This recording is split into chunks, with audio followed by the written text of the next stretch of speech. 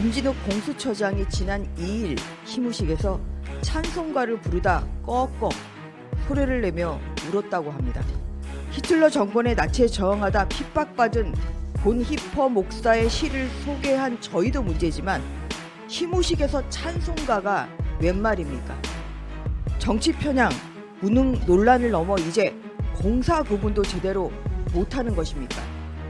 지금까지 공수처가 보여온 모습은 그저 민주당 하수처, 윤석열 수사처, 빈손 공수처에 지나지 않습니다. 공직자로서 자격 미달인 김진욱 공수처장에게는 더는 공수처의 미래를 맡길 수 없습니다. 불량투성이인 김진욱 처장에 대해 국민들은 환불을 원합니다.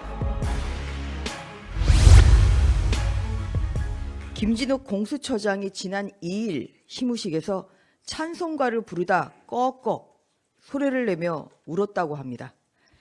히틀러 정권의 나치에 저항하다 핍박받은 본 히퍼 목사의 시를 소개한 저희도 문제지만 시무식에서 찬송가가 웬 말입니까? 정치 편향, 무능 논란을 넘어 이제 공사 구분도 제대로 못하는 것입니까? 공수처는 지난 2021년 1월 문재인 정부가 검찰개혁이라는 미명 하에 당시 야당이던 자유한국당의 반대를 묵살한 채 날치기 강행 처리한 산물입니다. 애초부터 태어나지 말았어야 할 기관입니다. 공수처는 민주당의 비호 아래 2021년 139억 원, 2020년 200억 원, 올해도 176억 원이라는 막대한 예산을 지원받았습니다만 지금까지 공수처가 보여온 모습은 그저 민주당 하수처, 윤석열 수사처, 빈손 공수처에 지나지 않습니다. 대선이 한창이던 지난 2021년 9월 공수처의 수사 개시 사건 12건 중 4건이 야당 대선 후보였던 윤석열 대통령을 겨냥한 것이었습니다. 문재인 정권의 황태자 이성윤 검사장을 공수처장 관용차로 모시는가 하면 문재인 정권의 비판적인 언론과 야당 의원들에 대해선 통신 사찰을 벌이기도 했습니다. 공수처의 1호 기소 사건이던 김영준 전 부장검사 뇌물 사건은 1심 재판부가 무죄를 선고했습니다. 온 나라를 떠들썩하게 했던 고발 사주 의혹은 핵심 피의자인 손종선 검사에 대한 체포영장과 1차, 2차 구속영장이 모두 기각됐고 김웅 의원실에 대한 압수수색은 대법원에 의해 불법, 무효 판정을 받았습니다.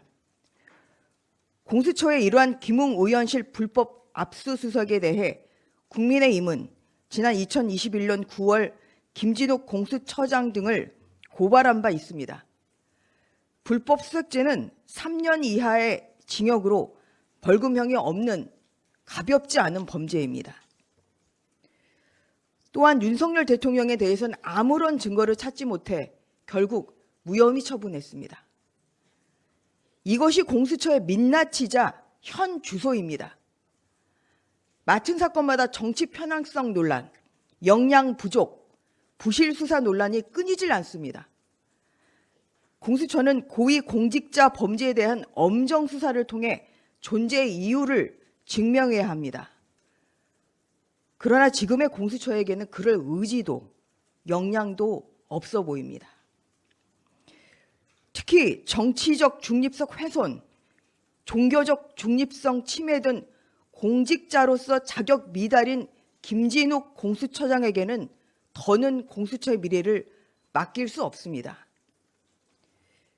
불량투성이인 김진욱 처장에 대해 국민들은 환불을 원합니다.